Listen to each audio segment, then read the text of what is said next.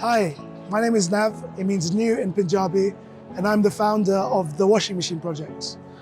We design, manufacture, and distribute low-cost, manual, crank handle washing machines that save time, water, and effort for the 70% of the world's population who have to hand wash their clothes. Our relationship with Santander started back in 2020.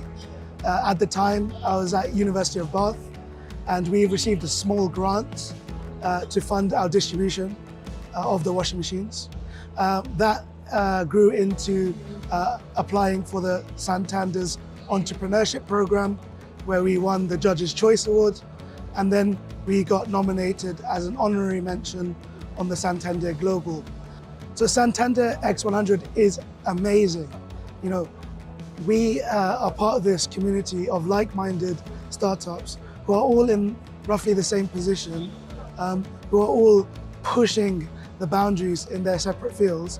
And it's really inspirational to be a part of a cohort that's trying to make the world a better place.